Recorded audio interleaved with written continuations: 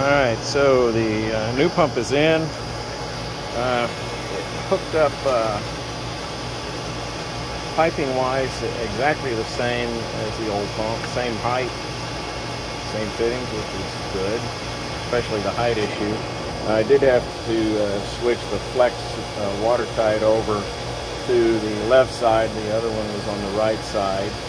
That's not a big deal because I intentionally, when I first put the electrical in, gave it some extra room. So let's see how this does with the full-on fill the bucket test.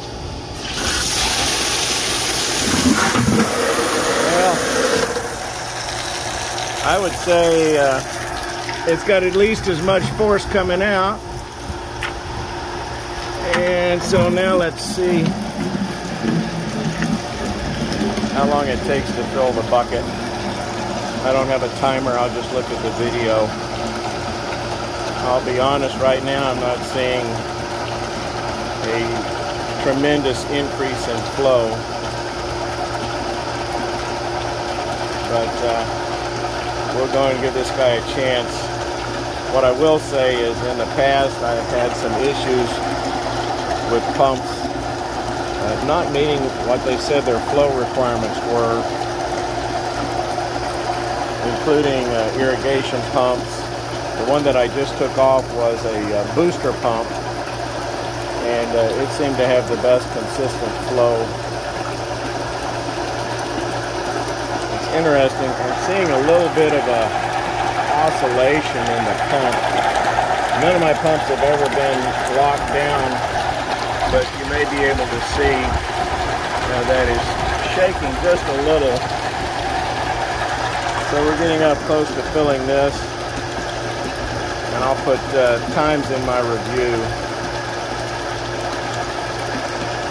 Compared to the old pump, this one was definitely lighter. It's a polymer construction instead of cast iron. And she's just about there.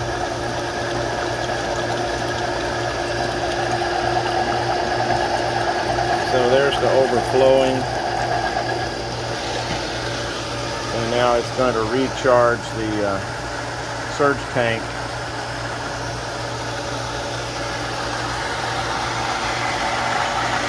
Electrical was easy hookup, everything was. I'm a little concerned because this is outside under a deck, that this white vinyl looking tubing may have some sun damage.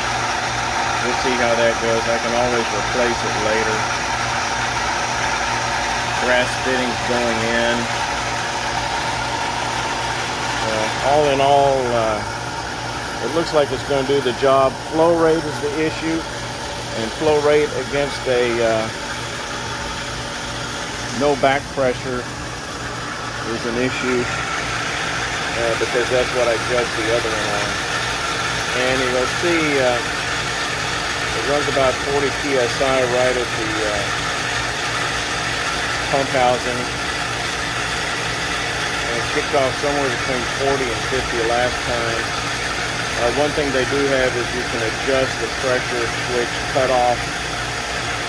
So you'll see if that makes any difference. But once the surge tank is bled down, it's all about the pump and how much it can flow. The motor, I believe they're both 3/4. This motor is actually a lot smaller. I think it's the same thing we had back in the 70s, where they make motors a little bit less efficient so they can use less copper and metal and make them smaller and lighter. So we'll do the math and see what happens.